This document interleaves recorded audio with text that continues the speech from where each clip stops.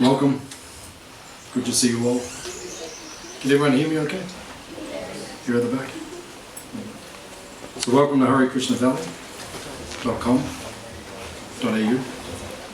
So this is our transcendental Sunday open day, which we do once a month for the benefit of humanity. Our vision here is to set a positive example for the planet, because society at this point in time is a little lost.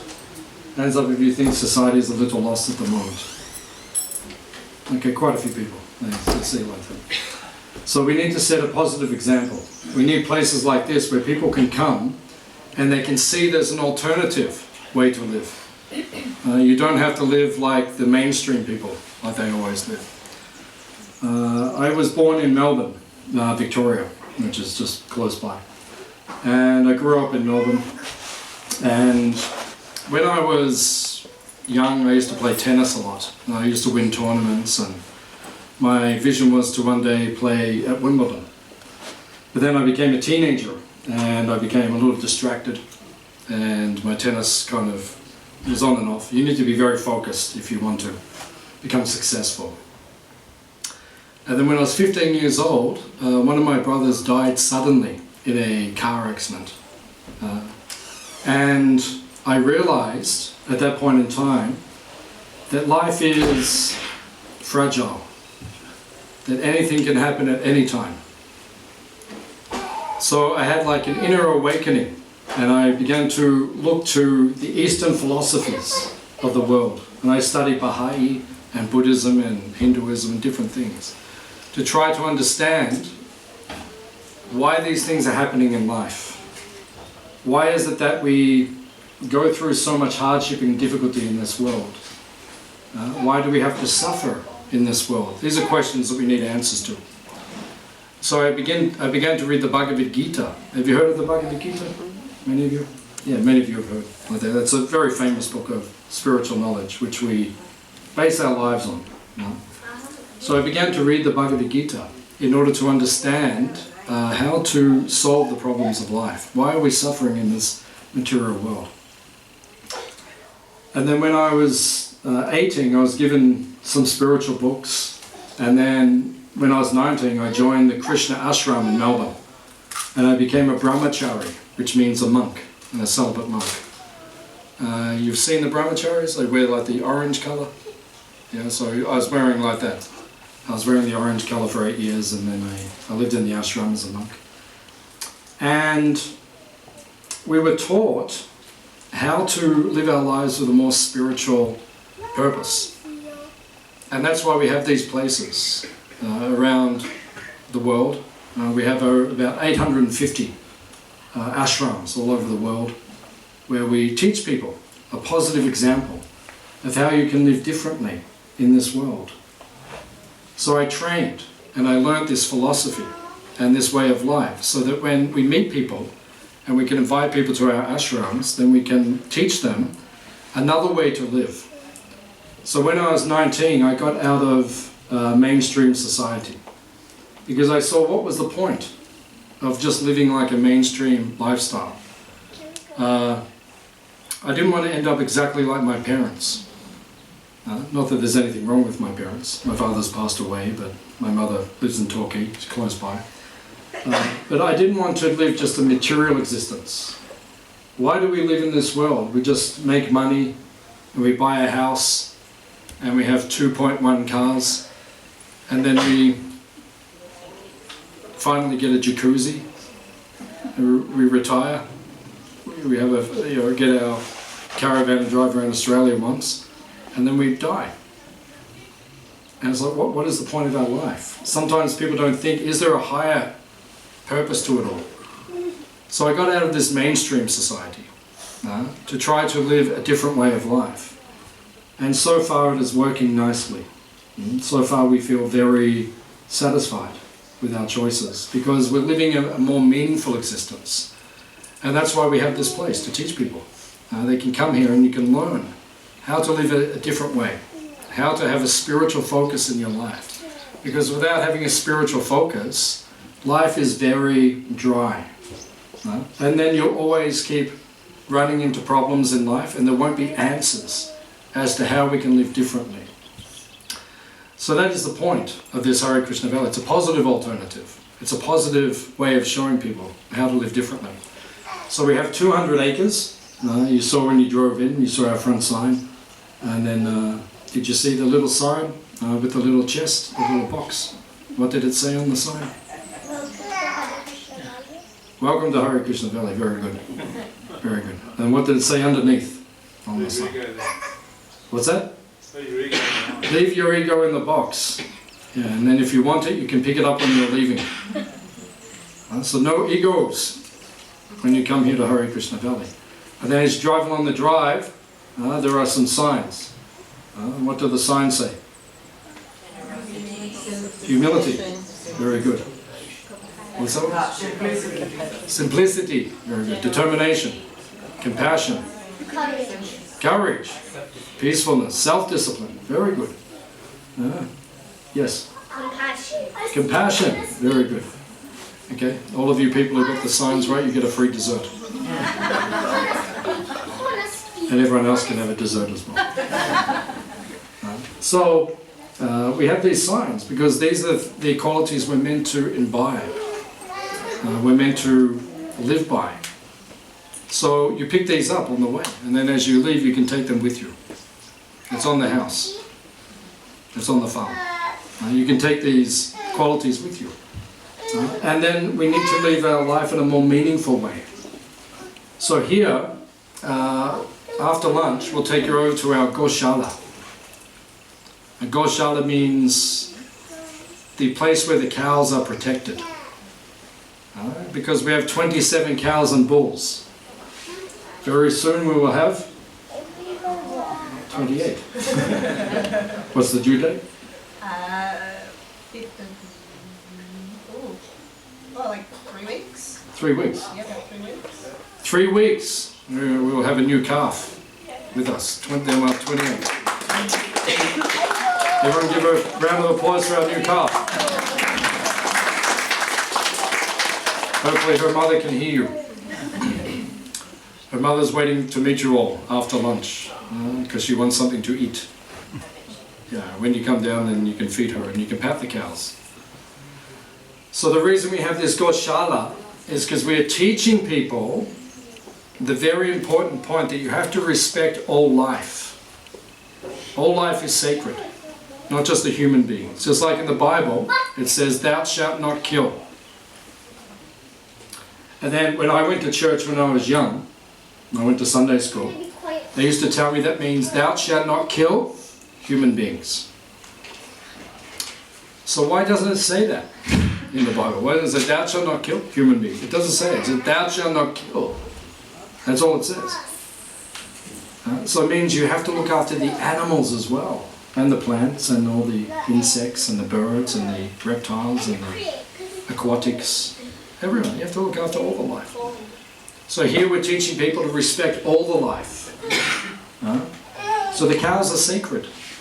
We look after them. This is one of the only places in Australia where the cows are born and they die and they don't get killed. Another round of applause. For the Ahimsa dairy. Ahimsa means non-violence. Here we are not violent. After we have the discussion today, we'll have a feast. Pure vegetarian. None of you will be on the menu. Can you imagine? Imagine if you came here and we said, "You're the entree?" Not much. Hey, I'm not saying it's much, I'm just saying you're the entree. Right? You're the main course and you're the dessert. How would you feel? So imagine if we do that to our animals, our cows. How do they feel? Do you think they like it? Oh, of course not. They have feelings too. They're part of our family. They all have names. They're all part of our family. We care about them as much as we care about the human beings. So this is what we teach here. It's sacred. So if you learn to treat the animals and all the creatures like this, then you will be peaceful. This is the law of karma. Have you heard of karma? What does karma mean? Action. Action? Yeah. What else does it mean? Action coming back to you. Action coming back to you. Yeah, in the Bible it says, as you sow, so shall you reap. That is called karma. Karma. Whatever you do, that comes back to you. Otherwise, there's no logical way to explain the world, the universe. You can't explain it. If karma doesn't exist, we can't explain anything. Why are some people born intelligent? Some people are born without so much intelligence. Why are some people are ugly? Well, some people are very attractive. Why are some people very rich? Some people are very poor. Why do people have opportunities born in a very affluent family? Others are not. That's all karma. Because in our previous life we have done things, and then in this life it comes to us. That is karma. And in this life we are creating new karma. That's why we don't eat the animals, because it says, thou shalt not kill. Because if you kill, it says in the Bible actually, it says, he who slayeth an ox is as if he who slayeth a man. It says that in the Bible. Yeah. But then people say, oh no, it just means the human beings. No, it doesn't mean the human beings. It means if you kill, then that energy will come back to you. Now you don't want that energy to come back. And if you live the way that we live, which is very peaceful and very respectful of life, then good energy comes back to you and you become very peaceful. This is karma. You have to learn these things. So we teach people, offer respect to all the living entities in the world. So here at Hare Krishna Valley we are teaching these things. And we're also teaching what we call the Yuga Dharma. Because this is a new year. Many of you came here today. This is January the 14th. It's actually Makara Sankranti, I think, is it? Yes. Makara Sankranti, yeah. In India this is a very important day. Have you heard of the Kumbh Mela? People from India have, but the Kumbh Mela takes place at the Triveni in Prayag, Allahabad. It's where the confluence of three rivers come, Saraswati, Jamuna and Ganga. It's where the rivers meet. It's called the Triveni. And at that place, on this day, there will be a minimum of 10 to 20 million people there right now. And that's if it's a small one. Every 12 years they have the Maha Kumbh Mela, and 60 million people come. It's the biggest gathering of humanity. It's even bigger than the AFL football final. Bigger than the Super Bowl. Bigger than the Olympic Games. It's bigger than all these things. 20 to 60 million people gather to bathe, because it says if you bathe at that time, on this day, in the sacred river, you will attain immortality. So people go and jump in. And then they go home and they watch Netflix. We don't do the cheap version.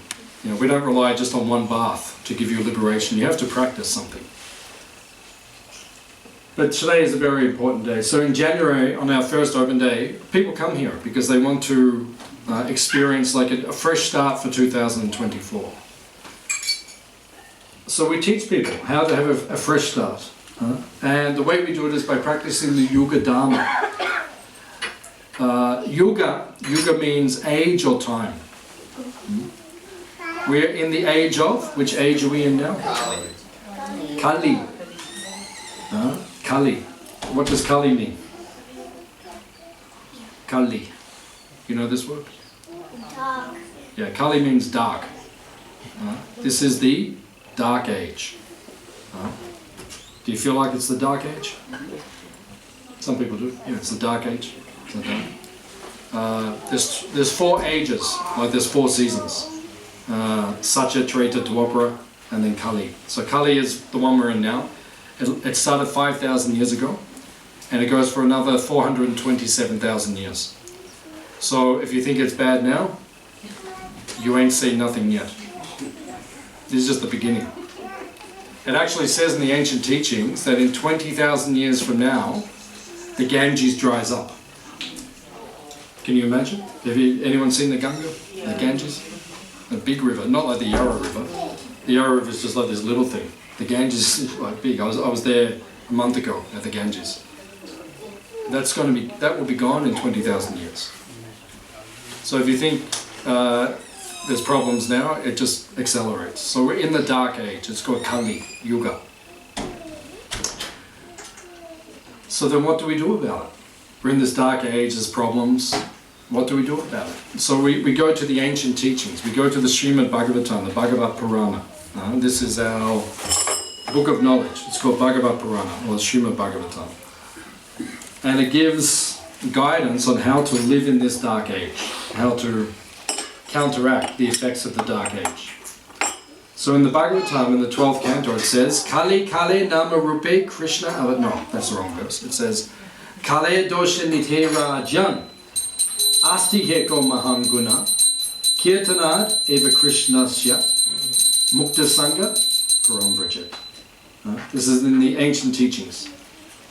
So it says, Kale Dosha Nite Rajan. O king, who was spoken to a king, Rajan means king. Dosha Niti. What is a Dosha Niti? Niti. Dosha Niti. Dosha means faults, problems, faults. Niti means an ocean. Kali, Kale, means this age we're living in is an ocean of faults. So many problems. Every decision they make around the world, in governments and so, they just cause more problems. Right? And just become one problem becomes another problem, becomes another problem. It's like an ocean of faults. There's so many problems. Economically, there's problems. Ecologically, there's problems. Environmentally, there's problems. Socially, there's problems. And the list goes on. You know better than me, because I don't read the newspapers. But the problems are there. So, what do? We sit around and we cry a lot. No, that's not the answer. Okay, we need an answer. We need a way to remedy the problems, a remedy. Asti heko mahanguna. Mahaguna means even though this age is a dark age and there are so many problems, Mahaguna means there's one good quality. Eka. Asti heko mahanguna means one good quality. Kirtanad eva Krishnasya. Kirtan means chanting, just like before when we were chanting. Right? We're doing this Maha Mantra chanting, or Hare Krishna chanting. Kirtanat eva Krishna. So when you chant Krishna's names, when you chant the names of God, Krishna, Mukta Sangha Param Vrajet. Mukta Sangha means you will become liberated from the problems in this world. You will feel like they evaporate, they disappear. Mukta Sangha Param Vrajet, and you will attain the spiritual platform. Very powerful. This chanting is very powerful. This is called the Yuga Dharma. So that's what we teach here. When I arrived here 15 years ago, I put a big sign up the front. It said Hare Krishna Valley. Because whenever you chant Hare Krishna, these sacred words, this powerful spiritual sound, this mantra, it purifies your consciousness. It makes you feel spiritually purified and elevated. So I put that sign up there on the front row 15 years ago. So every year, thousands of people go past and they all say, oh, Hare Krishna, Hare Krishna, oh, Hare Krishna, oh, then Hare Krishna. So all these people are chanting Hare Krishna. They don't even realize, but as they drive down the road, their karma is being burnt up. It's one of our tricks. We put these signs up there on the road. And then when people come here, because they drive past, like some of you told me before you came here for the first time, you said, I've been driving past this place for years and I want to see what's in there. So finally you build up the courage, which is one of the 12 qualities on the driveway, and you got the courage and you came in and you see what's here. And then when you came here, were you surprised? Were you pleasantly surprised? Is it nice? Yeah. I don't know what people think's in here. It sometimes takes people years to come here. I don't know what they think goes on in here, but it's normal. This is normal. You know, we teach people how to be normal. My haircut's a little funny, I know that, and I know. You know, and we say strange mantras and we do all these things, and you know, and we go like this whenever we speak like that. So I know it's a little bit unique, but it's normal. It's peaceful. because peacefulness is the way it's meant to be in life. We're meant to be peaceful.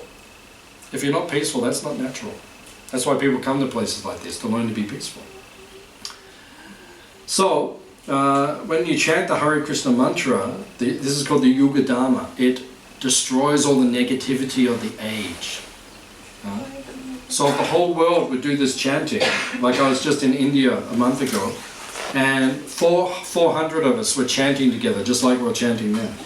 And I've been in India when 3,000 of us are chanting like that. Right? Such a powerful vibration, and it destroys all the negativity. So we're recommending next year, they're going to have this year I think, they're having an election for a new president in the United States. So we wrote an email to them last week, and we said, Mr. Trump, and I don't even know who the other people are, and we wrote to them, we said, Biden and all the other ones, we said, chant Hare Krishna. Make that your campaign. We're going to make America chant Hare Krishna again. We're all going to go and we're going to chant. And it's going to be the best chanting. And you've never seen chanting like this before. And we're all going to chant. Actually, I want to chant. Oh, no. Okay. So we're hoping this is going to happen. But whether or not this actually takes place. But we've experienced in our own lives, and we've seen around us, when people do this congregational chanting, this Yuga Dharma, it destroys the negativity in the world. So that's why we call the place Hare Krishna Valley, because we teach people these things. Look after the cows, respect life, do some chanting, have some spiritual philosophy, have some nice vegetarian holy food, just like my wife is offering the food to God, to Krishna right now. Before we eat, we always make a plate, and we first offer it to Krishna, to God. And we say, you have the first plate. Just like if someone comes to your house, you give them the first plate. You don't get someone come over and then you start eating, and then after a few minutes you say, would you like something to eat? That's not good manners. So it's not good manners to cook something in your home and eat it without first offering to God. Because where did they come from? He made it, not you. Did you make the carrots? Did you make the rice? No, you can't make it. So you offer it to the person who made it first. You say thank you. That's all we're doing now. We're offering it to him. We're just saying thank you. Thank you for giving us. And he blesses it. And then when you eat it, it's sanctified and you become purified just by eating the prasadam, we call it. The spiritual food. It's so powerful. This is such a simple religion. Such a simple spiritual community. Such a simple philosophy. Right? You just eat food which is offered to Krishna. You do some chanting, you have a little bit of philosophy, and you feed some cows. Is it difficult? If the whole world did this, they would be peaceful. What is the problem? Why doesn't Donald Trump have more cows? I don't know. This is the problem in this world. So that's what we're here for. We're here to teach these things. Is Bill Gates stealing it all? Yeah? Bill Gates is stealing it all. Yeah, he's buying up the earth. I think that he thinks he's doing good for the world. That's what I think. I don't think he's a malefic person. I don't think he's like this evil person who's trying to...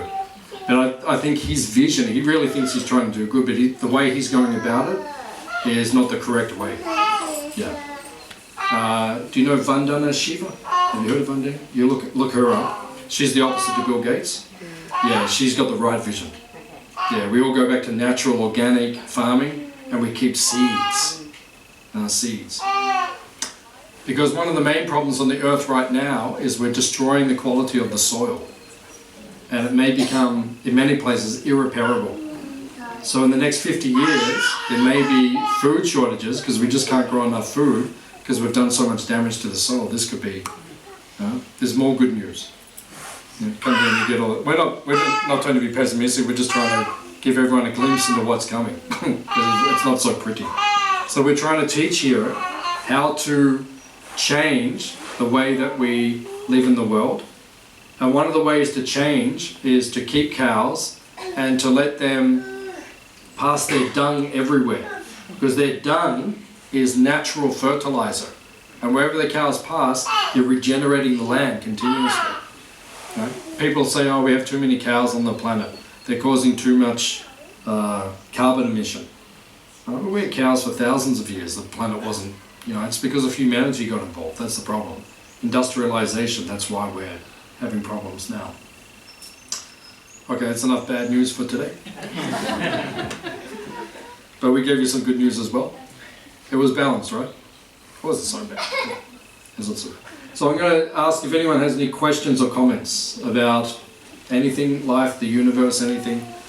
This is what we specialize in. We can give some guidance. So if you have anything you'd like to ask, you can. You mentioned the not killing of animals. Yeah. But you're also quoting the Bible. I haven't read the Bible just Yeah. throughout the years. Yeah. About Jesus feeding the masses with the fish. Yeah. So you're killing Yeah. another species. So Yeah. So it's contradictory. yeah. Because in the beginning the Bible says thou shalt not kill.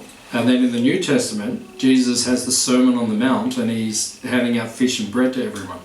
So if you go back to the Aramaic, the original language, it doesn't mention fish. It does. That's an inclusion. Because he was in a village of fishermen. So, and this is the problem, is that over the last couple of 2,000 years, couple of millennia, people have misinterpreted or reinterpreted or added in things which are not actually in the original teaching. I think you would accept that's, yeah. So that's what's happened. I mean, can you imagine the Son of God? Now, what year is it now? 2024. 2024 years since what? Since Jesus was on the earth.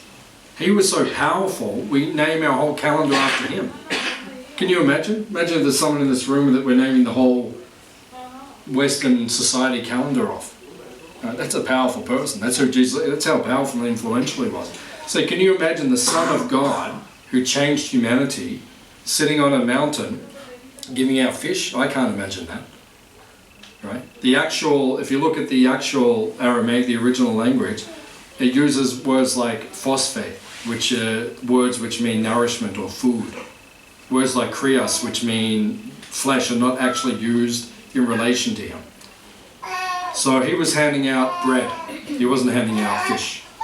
So it's a misunderstanding, that's all. Way before all this Bible and religion, man was killing beasts for the furs to be warm and the meat for their strength. No, that's what they told you in school. That's not actually the way it all went down. If we go back in history, right? If you go back 2,000 years, we have a somewhat of an accurate account of the way the world was. If you go back 3,000 years, it starts to get vague. We know something. If you go back 4,000 years, no one's really got any idea what society was like. So according to our teachings, like this book is 5,000 years ago, spoken 5,000 years ago. Modern society has no idea what the earth was like 5,000 years ago. It was a civilized society, and it was much more progressed than what it is now. One example is the pyramids in Egypt. So how old are the pyramids? They say they're 7,000 years old, right? Now, there's no one on the earth right now who can build the pyramids using modern machinery, because we're lifting 20-ton bricks and there's no machine that can do that, right? So they've done things in the past 7,000 years ago which were more technologically advanced than what we can do now. So society was actually more advanced, not less advanced.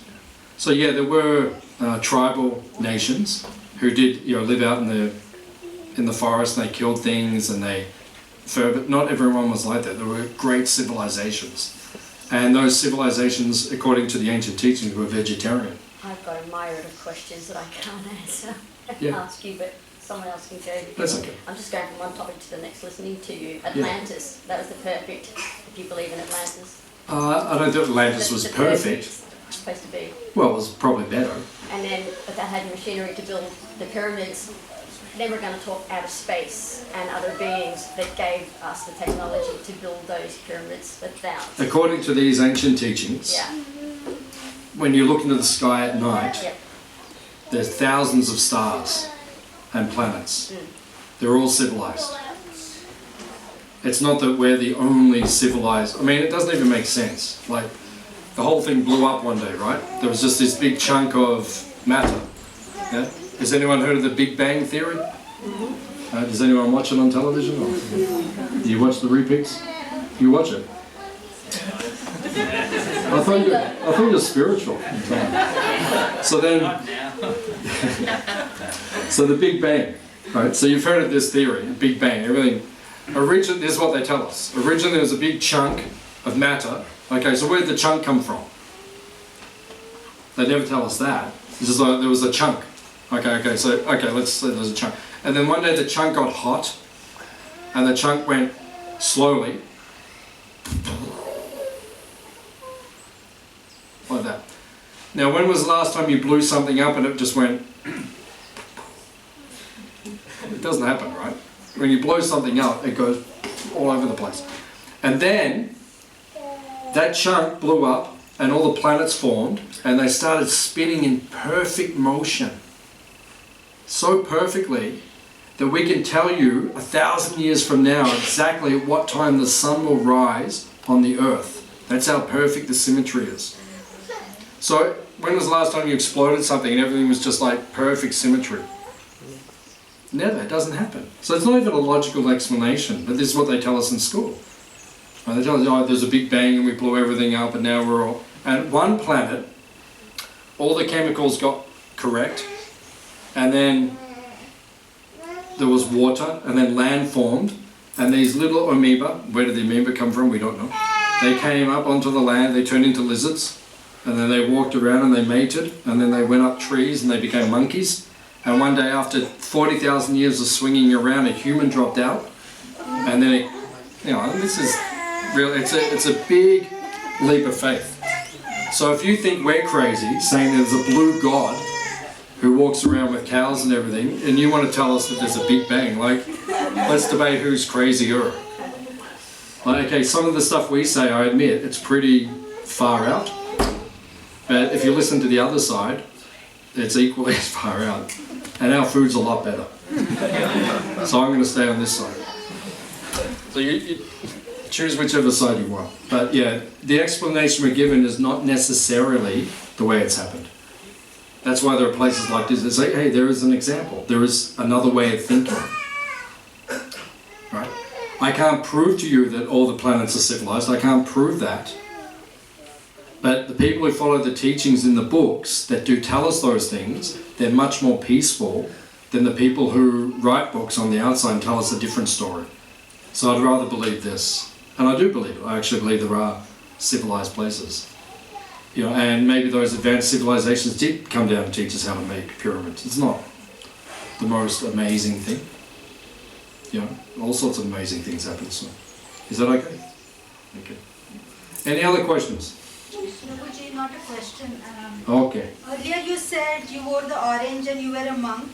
Can you tell all of us how we can still pray and be spiritual and be gruhastha, which is like Mataji is here, so we can still follow the principles and incorporate God in our gruhastha or householder life? Yeah, in the normal world. Yeah, when you have a job and kids, right, and you're living in the normal world. Yeah, not everyone can become a monk. I was fortunate. I became a monk for 8 years. It was nice, because the training I got at that time, that still carries me now. So we recommend. Those of you who have kids, let your kids be monks, brahmacharis, just for a few years, even for 2 or 3 years. Very good training. It sets you up for your whole life. That's very good. But then most of us, I got married, and then we all get married, many of us, and then we go back into the normal world. I'm fortunate because I live in a place like this, and we live a spiritual life. That's my job. It's very fortunate. But most people, they have to live in Camperdown or some spiritual place, and they have to have like a normal job, like a physiotherapist or like a doctor or something like that, and they have to live and they have to pay their bills and they have to cook their sabji and they have to do so many things, play cricket on the weekend and do all these different things. So we all have this type of lifestyle. I'm not speaking about anyone in particular, but that's it. Are you from Canada? So we all have this type of lifestyle where we have to live. But what we do, we have places like this where you can come and you can learn how to live your life in a more spiritual way. So when you go back to Camperdown, you can live in a more spiritual way. Because what's that? I was born in Camperdown. Yes, yes. Krishna was coming through me. I knew there was someone here from Camperdown. I knew it. There's another one about the back. Another one down the back. Yes, yes. See? This is coming. This proves there's a God. This proves there's a God. So then people from Camperdown, they can come here and they can learn how to be more spiritual. And then when they go back, they can incorporate those things in their life. So that's the point. So most of us have to live what we call a normal life. So if you have to live like that, then learn how to chant in your home, offer your food to Krishna in your home, read the spiritual philosophy in your home. It's very simple. And then come together. You can come down here whenever you want and you can feed the cows. Because maybe in Camperdown they don't let you have the cow in the backyard, I don't know. It's the way the world is now. Like in India you can have a cow in your home, but in Australia you can't. It's illegal. If you have a cow in your home, they will come and take you to Bowen prison, and the Channel 7 helicopter will come and you'll be on Today Tonight. They had a cow in their backyard. Like that. You can have a dog, but you can't have a cow. So this is the way it is in the modern world. Okay. Is that okay? Okay, thank you. And any other questions?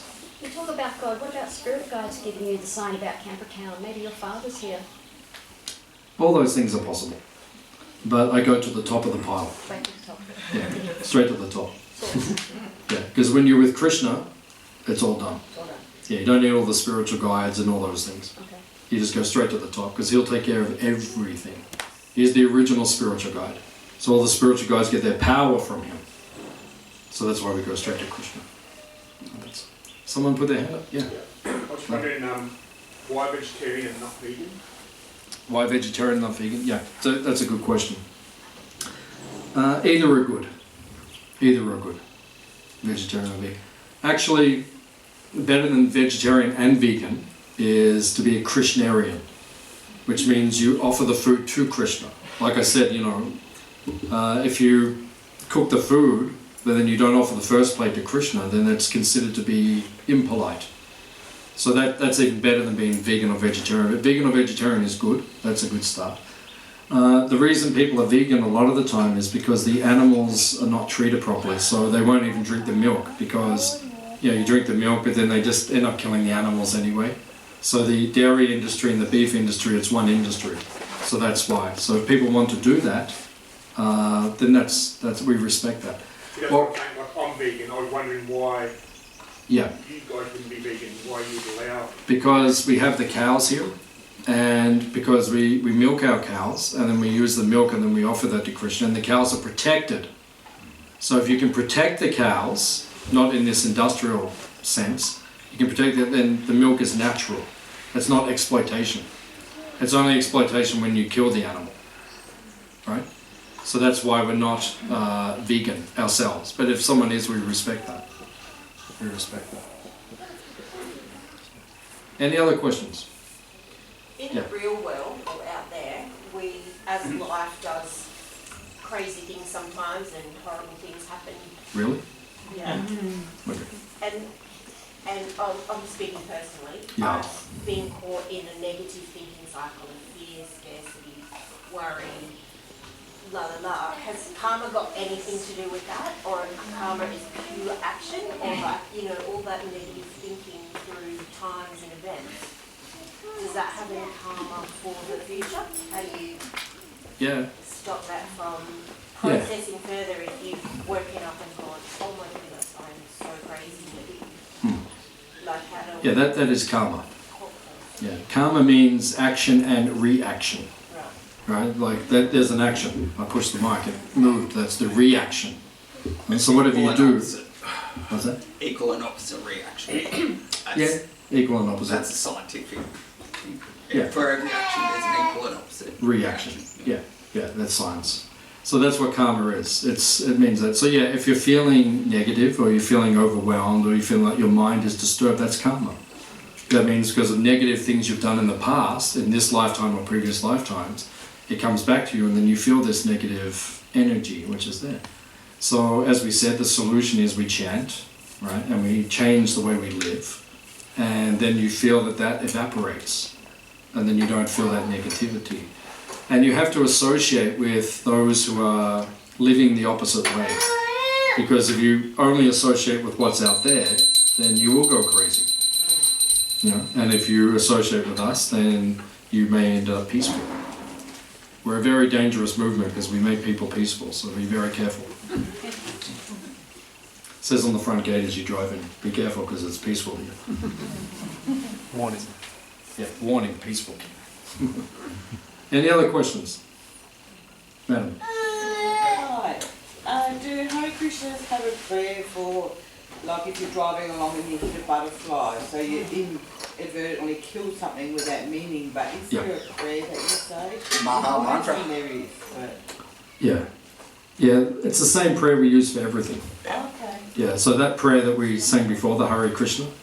So Hare Krishna, Krishna Krishna, Hare Hare, Hare Rama, Rama Rama. It's called a Maha Mantra. Yeah, so there's many mantras. Yeah. Om Shivaya Namaha. Like there's many mantras, you know, thousands of mantras. But there's several Maha Mantras. Maha Mantra means all the other mantras are inside that mantra. So when you chant that mantra, you've chanted all the mantras. Sum total of all praise. Sum total. So then, yeah, just because we do that every day, it's inevitable that you will commit karmic activities every day. You know, you drive your car or you walk. You know, you keep killing living entities all the time. Yeah. So if you're chanting every day, it purifies you of that negative karma. It's only when you do it consciously, when you consciously kill something, that's karma, you get that. Yeah. But then if you're chanting on a regular basis, then all the inadvertent suffering that we cause, that's purified. Yeah, so. How do you see the Buddhist mantras? Because Buddhism has a mantra for things like that. Do the Krishna beliefs sort of go, well, that's okay as well? All their mantras are inside our mantra. Yeah, right. All their mantras are inside our mantra, so we just chant this mantra.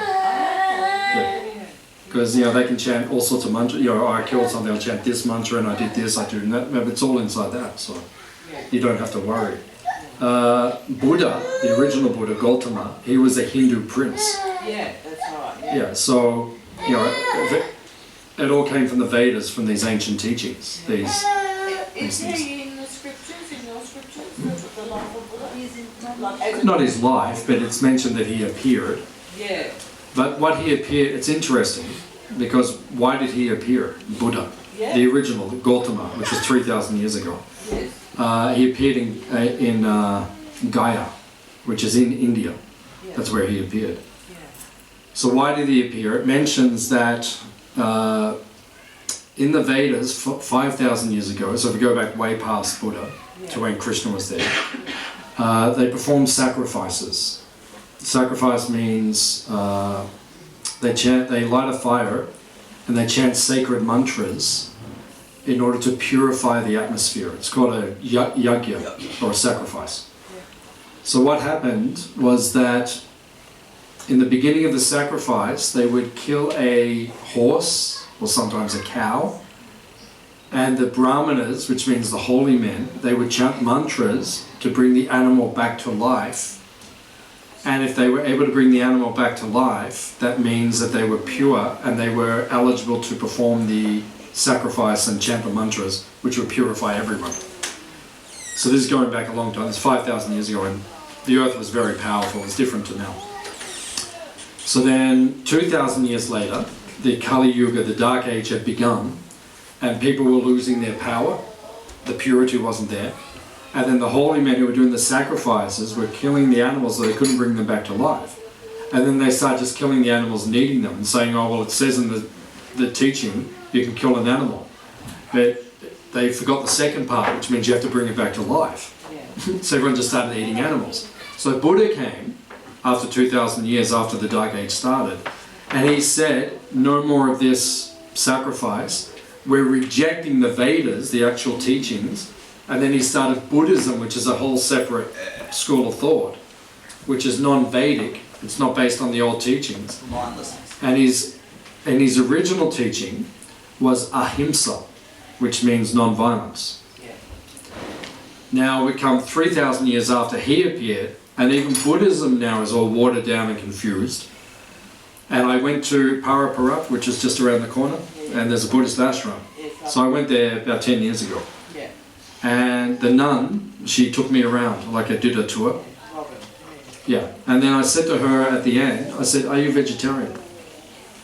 And she said to me, she said, "It's good if you can be, but it's more important that you're just nice to people." And I didn't say anything because, you know, I was just being shown around. I didn't want to debate with her, but that's not true. Everything's become watered down, even in Buddhism now.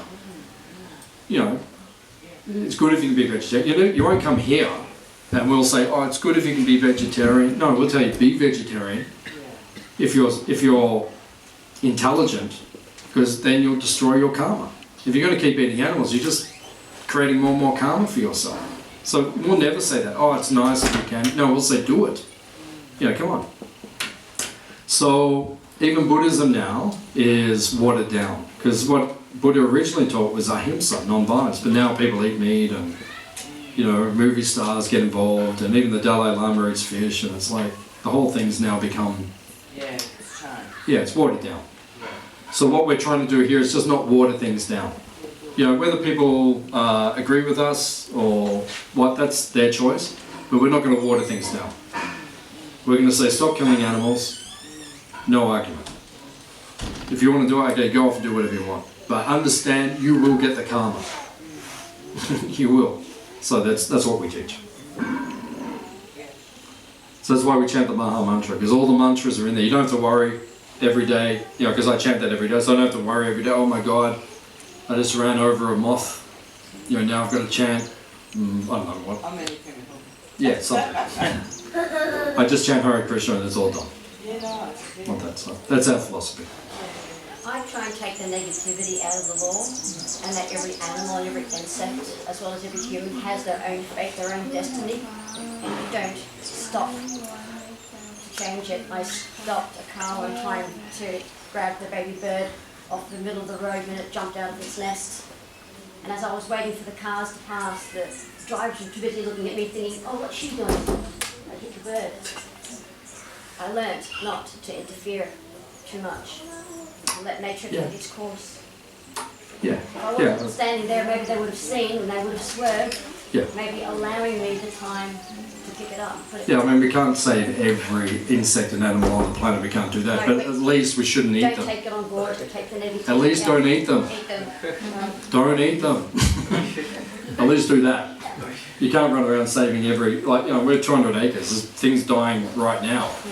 You know, I can't run around and grab every moth and like, I can't do that. But at least don't eat them. Stop eating the moths. Don't feel bad, I guess. It's not, you know, our fault. It means just, if you're eating the animals, yeah, feel bad. Okay. Because you're not very intelligent. But if you're not eating them, yeah, that's good. That's good. Any other questions? Yeah. Apologies if you've already touched on this. I was out for a bushwalk, which sort of sparked this question in my mind, but I was wondering if you know much about the traditional custodians of this land, and if by practicing Krishna consciousness helps you feel more connected maybe to the Dreamtime culture, or if you think there's any link or connection between the two. They were custodians of the land. The Aboriginal tribes. They were the custodians of the land, which we call it Australia. They were the custodians, so they looked after the land.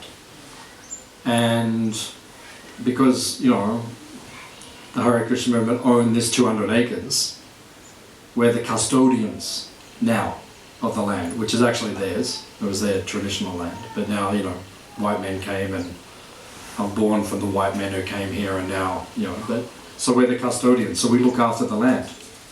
We try to look after it like they did. Like about 15 years ago, you know, as you drive in, if you look up to the left, just down in the valley, we planted about 11,000 trees. So, you know, we're the custodians. We're trying to regenerate the land and create. So, yeah, we try to, in honor of the original tribes, we also try to look after the land.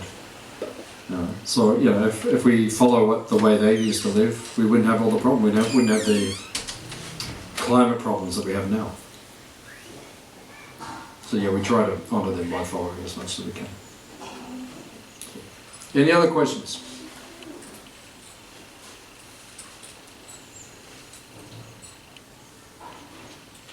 Is Prashad ready? Only to those who are patient. Don't worry, you will get fed. Don't worry. Any other questions? I've got another 9 minutes, so if anyone has a question. I don't believe the Bible. Is that a question? I don't believe Or much. No, it's not. Do you believe the Bible? do I believe the Bible? Yeah. I believe the essence of the Bible, yeah.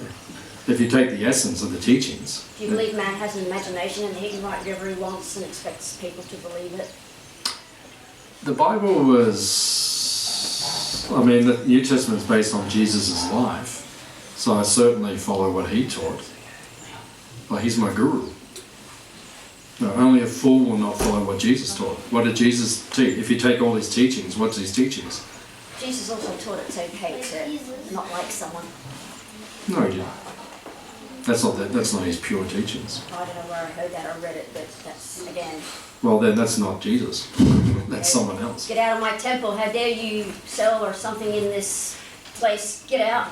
Yeah, that's the right thing to do. I don't like you, get out. If someone set up a shop here and they were selling beef and all that, I would come in. So it's okay to throw a wobbly. I'd throw a wobbly if people are doing crazy stuff here. Yeah, I'd throw a wobbly. I think it was more that they were collecting money off the people, verse that you're talking about, and so Jesus is saying, you're not supposed to take money from the people to come into my temple. That's not what it's about. Yeah, because You threw up the table. a temple's a temple, a church is a church. It's not a market.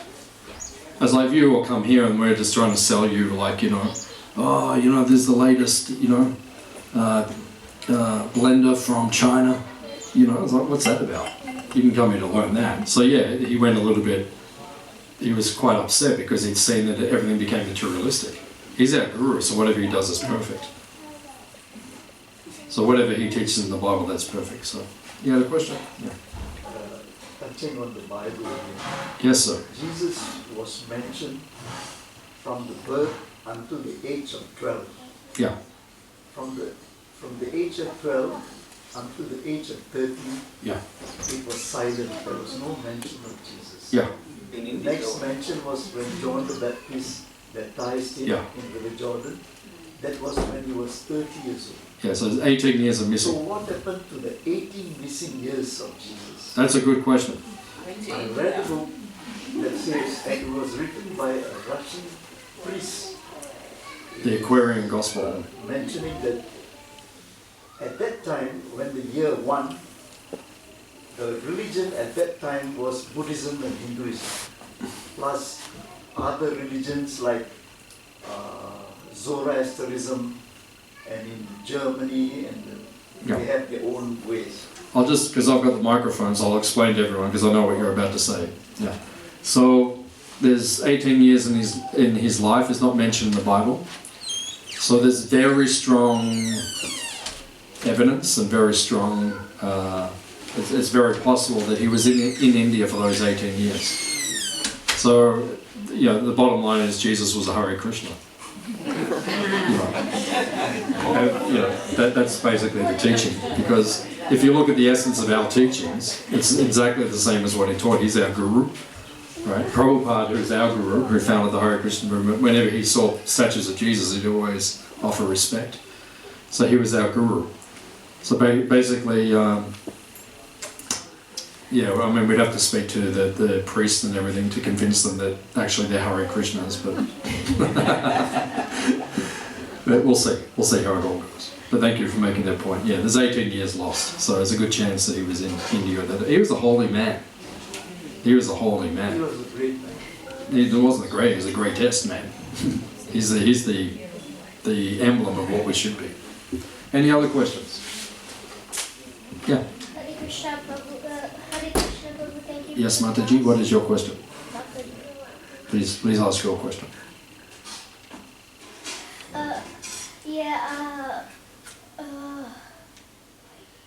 I forgot, so. That's my train of thought. I threw him off. I was joking with him and I That threw him sounded off. like would have been the best question to her. Sure of it. He'll remember it. Yeah, I know. All is not lost. He'll remember it. I was just joking with him, so he forgot. Any other questions? Apart from the cows and other animals, are cats and dogs allowed? Allowed? Allowed on the property? Are they on the property? Yeah, Yeah, we've got a I dog. saw a road Oh, dog it's all there. considered. We've got a dog. We don't, when people come, we ask them not to bring their pets because we've had problems in the past. The animals started fighting and it turned into, it wasn't so peaceful. So we just say, you know, out of respect. Do you have moments where there's blessing of the pets? We don't. I know some of the other groups are blessing pets, so maybe we'll have a pet blessing day one day. Everyone can bring their pets and they can all fight and then we can bless them all. We bless you. Thank you for fighting nicely. Any other questions? You remember? Or? I'm still thinking. I remembered it and then I forgot. Any other questions? Okay, thank you all for coming. Oh yeah, he's got it. Okay, go. So Jesus, when he was like being a guru, how did he get his knowledge? How did he get? Well, we think that he went to India, and we think that he studied with his gurus in India, and then he came back and then he taught us. That's what we think. How do we know that? We don't know it, but we think that's what might have happened. Because when he came back, his teachings were very powerful, and he must have learned it somewhere. And I don't think he learned it in the Middle East, because you can see the place where he was born. They're all fighting right now. They're all killing each other. So I don't think that's where he got his knowledge. So I think he got his knowledge from somewhere else, because yeah, it's not peaceful there even to this day. 2,000 years later, they're still killing each other, so not very intelligent. Thank you all for coming. Hare Krishna. Is anyone hungry? Okay, those who said yes, you can have something to eat. So anyone who got a ticket, thank you for getting a ticket. Anyone who didn't, then you can just leave a donation in the donation box, or you can come and see me. Just go out there, turn right, and we'll serve the feast just up here. And then after lunch, if you'd like to come and visit our cows, we'll go across to the Goshala. Thank you for coming.